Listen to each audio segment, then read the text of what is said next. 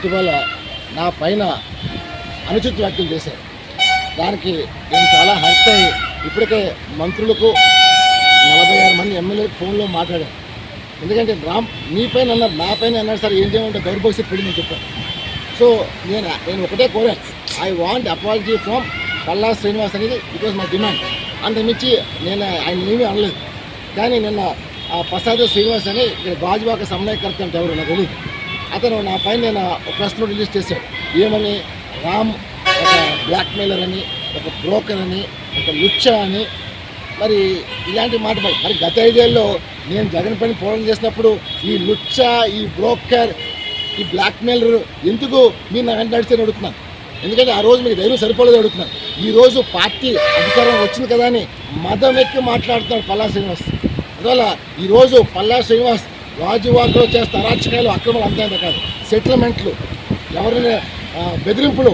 ఇటీవల మనం చూసాం లతా హాస్పిటల్ దగ్గర ఆయన ఏదైతే వాళ్ళ సోదరి Rajeshwari building town planning approval reject చేశారు.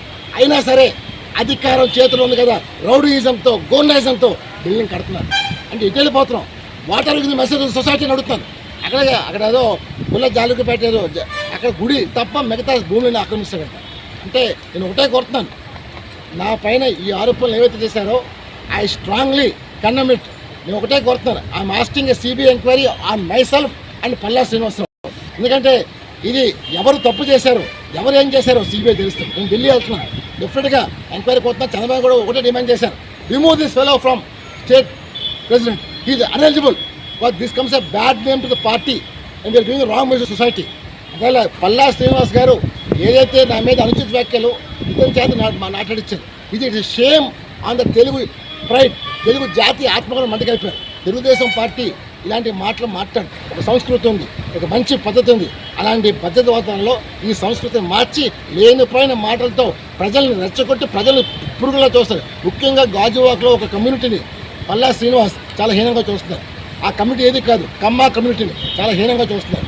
అందువల్ల ఏంటి వాళ్ళు చేసిన తప్పు అడుగుతారు. అంటే గెలిపించి ఇంత మెజార్టీ ఇచ్చారనా వాళ్ళని తెలిసి వస్తుందో లేకపోతే ఏంటి అడుగుతారు. అందువల్ల పల్లా శ్రీనివాస్ పైన, నా పైన సిబిఐ ఎంక్వైరీ కోరుతున్నాను. ఈ కంప్లైంట్ పైన గాజువాక పోలీస్ స్టేషన్ సీఐకి ఇచ్చారు, సాయంకాలం సిపిని కలుస్తున్నాను. డెఫినెట్గా ఎఫ్ఐఆర్ షుడ్ బి లాడ్జ్. ఇలాంటి వాళ్ళకి బుద్ధి రావాలి. భవిష్యత్తులో ఇలాంటి మాటలు మాట్లాడటానికి భయపడటానికి తెలుగుషిత్ చేస్తుంది. I'm giving appeal to the public of Gajuwaka. ఒక అన్నగా, తమ్ముడుగా, కొడుకుగా, మనోడుగా, మీ వాడిగా, మీ ఇంటి పెట్టిగా ఏ సమస్యతో వస్తాను, దయచేసి భయపడమాకండి. మన సమస్యను ఎదిరించండి. ఎదిరిస్తేనే వీళ్ళు భయపడుతున్నారు చేస్తాను. జై హింద్.